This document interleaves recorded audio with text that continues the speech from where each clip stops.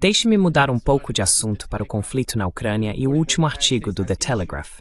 Eles estão informando que os Estados Unidos deram a Zelensky um ultimato. Ou ele aceita as garantias de segurança de Washington, ou as perde. Parece que os Estados Unidos estão tentando oferecer à Ucrânia garantias semelhantes ao artigo 5 da OTAN. Não sei se isso seria aceitável para a Rússia. Simplesmente não vejo isso acontecendo. Qual é a sua compreensão sobre isso? E o que os Estados Unidos podem oferecer à Ucrânia que seria aceitável para os russos?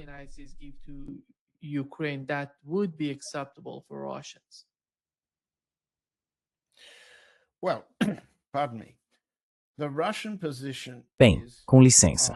A posição russa é que, se for possível chegar a um acordo abrangente, ele incluiria a consolidação de território e uma zona desmilitarizada profunda o suficiente para não representar uma ameaça por meio de terrorismo ou guerra, sem mísseis de longo alcance, drones de longo alcance ou algo do tipo.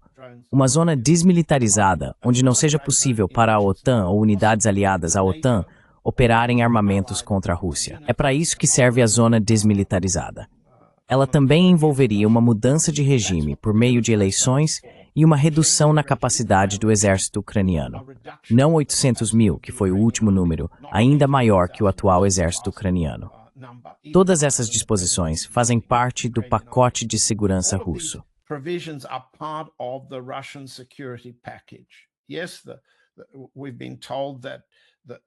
Sim, fomos informados de que os 28, depois 27, termos foram divididos em 4 pacotes. Garantias de segurança, território, relações entre Estados Unidos e Rússia e assim por diante. Fomos informados disso e que Witkoff e Kushner levaram isso a Putin.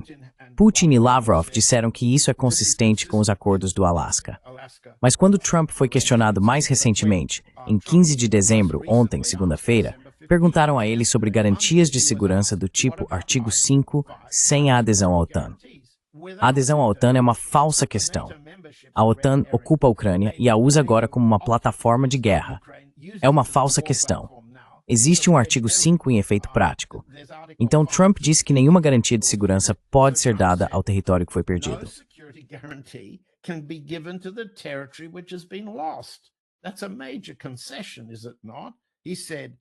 Isso é uma grande concessão, não é?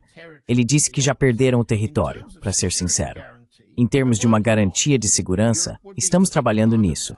A Europa seria uma parte importante disso. Estamos trabalhando com a Europa. Não queremos que a guerra recomece. Acho que, e estou lendo o Trump de ontem, acho que fizemos muito progresso em relação à Rússia e à Ucrânia. E então ele abandona a concessão de prazo. Lembra que deveríamos chegar a um acordo antes do Natal?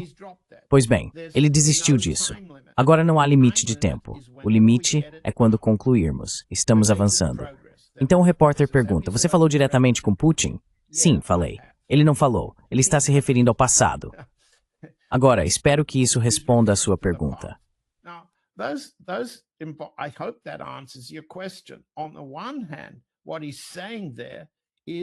Por um lado, o que ele está dizendo é que não pode se dar ao luxo de ver uma derrota dos Estados Unidos na Ucrânia. Na medida em que ele trouxe o general Grinkovich, o comandante supremo aliado que estava à mesa quando Witkoff estava lá, isso fica claro. Assim, ao ter agora um alto oficial militar americano à mesa, o outro lado, que agora é realmente liderado por Merz, o pequeno chanceler da Alemanha, com 28% de apoio popular, está conduzindo a oposição, a guerra contra a Rússia. O general está dizendo, vocês vão perder mais. E o nosso lado está preparado para oferecer garantias de segurança ao que restar. Se vocês não chegarem a um acordo em breve, restará ainda menos.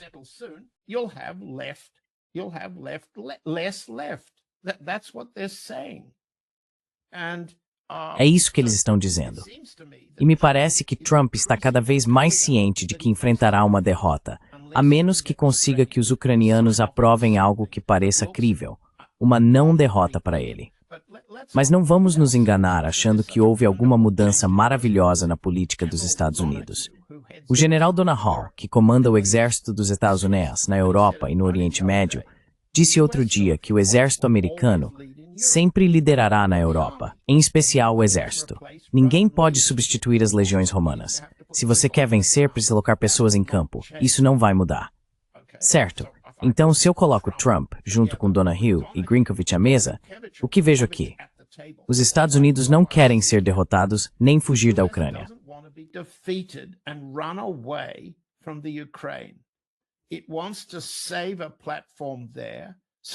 Eles querem manter uma plataforma ali para poder continuar preservando suas legiões, como Dona Hauer chamou, na Alemanha, na Polônia, na Finlândia, até a Groenlândia. É isso que eles querem. Além disso, como já dissemos antes, eles querem deslocar suas grandes capacidades para o leste, em direção à Ásia, contra a China. Na minha opinião, a boa notícia para a Rússia é que, primeiro, não há limite de tempo. O lado russo está avançando, está acelerando seu avanço. Podemos ver isso no terreno, podemos ver na taxa de baixas, podemos ver todas as evidências disso. Se não há prazo, a Rússia continuará avançando para o oeste. E o presidente Putin já disse mais de uma vez que se não alcançarmos esses objetivos de segurança pela via diplomática, e estamos abertos a isso, os alcançaremos pela força. E é isso que está acontecendo. Então, respondi a pergunta.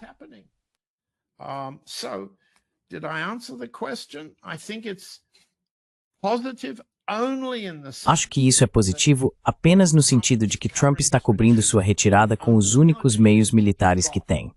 Os meios políticos exigem que Zelensky e Merz joguem a toalha. Caso contrário, ficarão expostos. E Trump não quer isso. O general Donahue não quer a Alemanha exposta. Eles não querem. Caso contrário, isso seria uma mudança revolucionária. E a Rússia não está interessada nisso, a não ser que se trate de reduzir a guerra.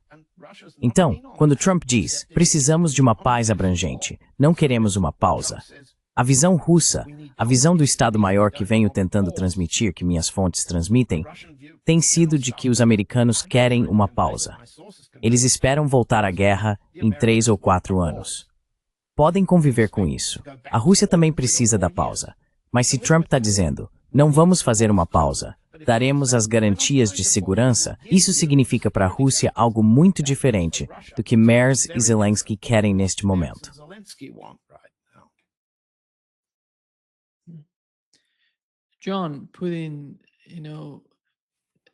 John, juntando a estratégia de segurança nacional dos Estados Unidos com o que a Político mencionou sobre o chamado 4.5 ou C5, sabe, não considerar a Europa como parte da nova mentalidade em Washington, é disso que estão falando. Não sei o quão realista isso é, mas está aí. A Político noticiou, e é por isso que, na minha opinião, isso é importante. Eles estão falando sobre Rússia, China, Índia, Japão, esses 4. E o 5º me escapa agora, mas os europeus não fazem parte disso. Então, quando você olha para a situação na Europa, como vê o futuro, considerando a estratégia de segurança nacional dos Estados Unidos?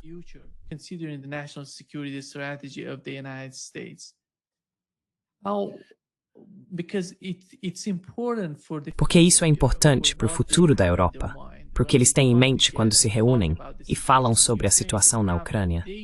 Eles veem além do que está acontecendo lá e pensam em como percebem o comportamento dos Estados Unidos a longo prazo. O que eles querem dos Estados Unidos? O que eles querem da Rússia, da China?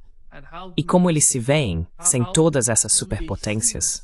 Dependendo delas, mas tentando ser algum tipo de potência. Isso ainda é o caso em suas mentes. Ou eles não se importam mais com isso?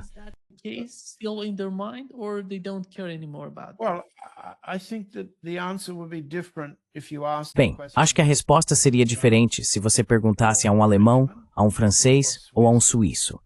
Nosso colega Jacques Beau é suíço e agora está enfrentando sanções europeias por responder à sua pergunta. Talvez voltemos a isso mais tarde. Porque o que há em comum é a repressão crescente a opiniões críticas. Na França, contra oficiais militares, na Alemanha, contra generais aposentados, contra jornalistas, contra membros de partidos políticos que contestam os méritos e assim por diante. Acho que cada um dos países europeus precisa ser tratado separadamente. Há histórias diferentes, fraquezas diferentes. Starmer é fraco de uma forma diferente no Reino Unido em comparação com Macron, que é fraco na França de uma maneira muito distinta.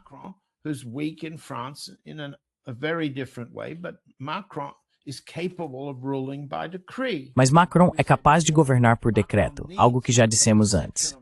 Ele precisa da percepção de uma ameaça externa de guerra, a Rússia, para justificar grande parte de seu governo por decreto, enquanto a política interna da França está se desintegrando. Quero dizer, agricultura, pecuária, há tantos escândalos quanto se possa imaginar, nos quais Macron foi contra o povo francês em diferentes setores, de diferentes maneiras. A única coisa que ele mantém é o poder executivo de fazer guerra. E fazer guerra contra quem? Cobrar impostos por uma guerra contra quem? Há apenas um alvo para um fraco que governa de uma forma tão forte, digamos, não parlamentar. Essa é a história francesa. Não é a história britânica.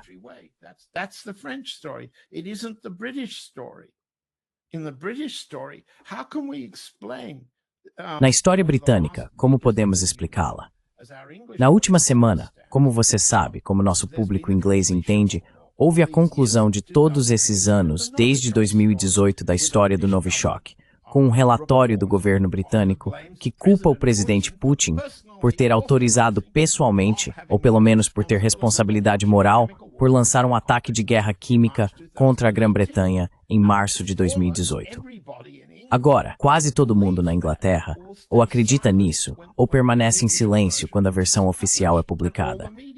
E toda a mídia pensa dessa forma. A Inglaterra, os britânicos, o Reino Unido, está totalmente doutrinada, pode-se dizer, na ideia de que a Rússia é o inimigo. E assim temos uma história diferente sobre como o primeiro-ministro Starmer se mobiliza contra esse inimigo.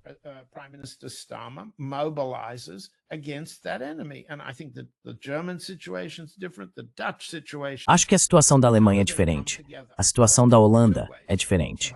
Como eles se unem? Bem, de duas maneiras. Trump ameaça cada um deles com punições tarifárias, a menos que se unam. Eles precisam sentir que podem alimentar a política de guerra de Trump, como dizer que compraremos armas de vocês para obter proteção tarifária. Dá para fazer as contas. Tenho certeza de que fazem isso em cada país. A proteção tarifária, o alívio das ameaças tarifárias de Trump, é paga pela compra de armas para uso na Ucrânia. Então, cada país europeu tem seu próprio problema específico, e a União Europeia tem o problema geral de negociar com a extorsão de Trump, extorsão comercial, armas comerciais. Trade extortion, trade weapon. It therefore feeds Portanto, isso alimenta o aumento de 5% da OTAN. E já vimos o que isso significa para cada um desses países. É essencialmente um esquema de proteção. Nós pagamos mais, vocês nos permitem comerciar mais, subtraímos o que pagamos de o que ganhamos de vocês e, com um pouco de sorte, saímos na frente. Só que o público europeu não sai na frente. Então, como convencê-los a continuar votando? Não dá. O que temos é repressão, extorsão, engano. E, novamente, repressão. É assim que as coisas são para os europeus. Enquanto isso, eu diria que a percepção de que Keir Starmer e Macron estão se encontrando e de mãos dadas com Zelensky para resistir a concessões consideradas irrazoáveis aos russos por parte de Trump é um circo, uma fantasia, que a Rússia resolverá no campo de batalha. which Russia will solve on the battlefield.